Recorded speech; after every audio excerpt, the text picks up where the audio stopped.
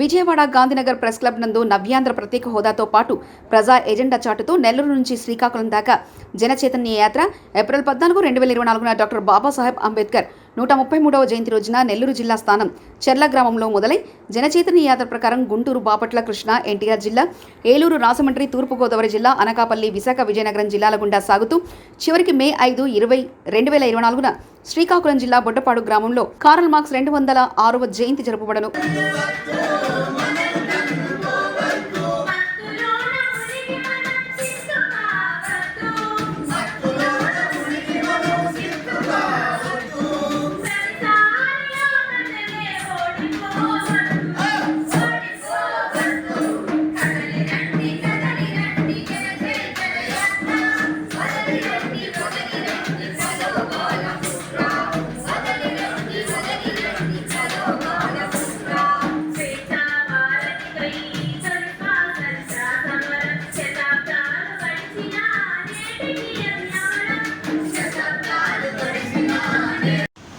జనచైతన్య యాత్ర ఇది నవ్యాంధ్రకు ప్రత్యేక హోదాతో పాటు ప్రజల సమస్యల్ని పరిష్కారం కోరుతూ ఇది ఏప్రిల్ 14వ తేదీన ప్రారంభమై నెల్లూరు జిల్లా తానంచెర్ల నుండి డాక్టర్ బిఆర్ అంబేద్కర్ జయంతి రోజున ప్రారంభమై బొడ్డపాడు శ్రీకాకుళం వరకు అంటే మార్క్స్ మహోపాధ్యాయుడి 206వ జయంతి వరకు ఇది కొనసాగుతూ ఇవాళ విజయవాడకు చేరుకుంది. ఇక్కడ ఆహ్వానం పలికినటువంటి మిత్రులు రాజశేఖర్ గారికి, సుధాకర్ రెడ్డి గారికి, అట్లనే ఏడుగొండల గారికి, మిగతా ప్రజా సంఘాల మిత్రులందరికీ కూడా మరొకసారి విప్లవాభినందనలు తెలియజేస్తా ఉన్నాం. ఇక్కడ ప్రధానంగా ఇవాళ ఎన్నికల హడావుడి ఒకటి చాలా తీవ్ర స్థాయికి చేరుకుంది.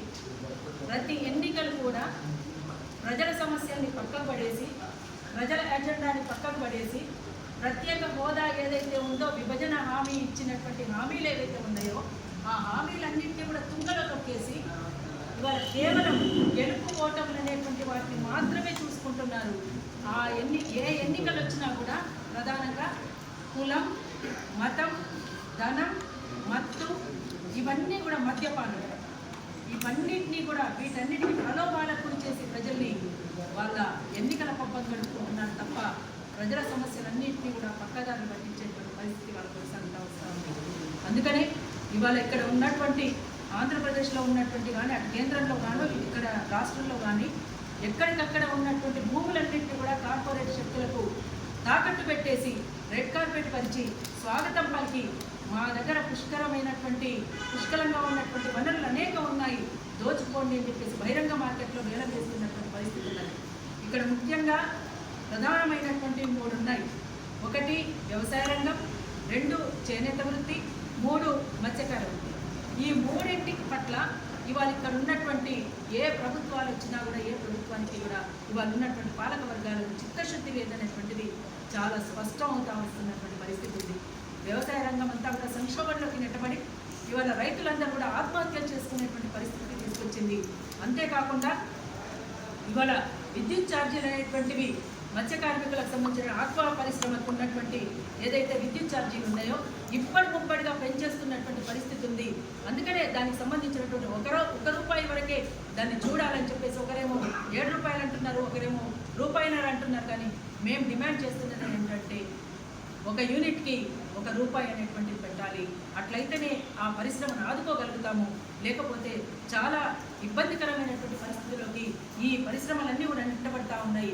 అంతేకాకుండా చేనేత పరిశ్రమ కూడా ఇవాళ ఆదుకునేటువంటి పరిస్థితిలో పాలక వర్గాలు ఆలోచించాల్సినటువంటి అవసరం ఉందని చెప్పేసి మేమంతా కూడా తెలియజేస్తా ఉన్నాం.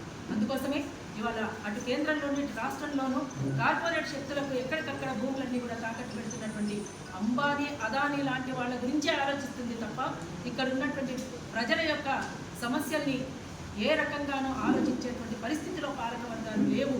అందుకోసం కేవలం ఓటు బ్యాంకుగా మాత్రమే ప్రజల్ని చూస్తున్నారు. ఆ తర్వాత ఎలక్షన్లు అయిపోగానే వాళ్ళ దారిన వాళ్ళని వదిలేసి వీళ్ళ ఇష్టానుసారంగా వీళ్ళ పద్ధతుల్లో వీళ్ళు కొనసాగిస్తున్నటువంటిది మనం చూస్తూ ఉన్నాం. అందుకోసమే ఈ జన చైతన్య యాత్ర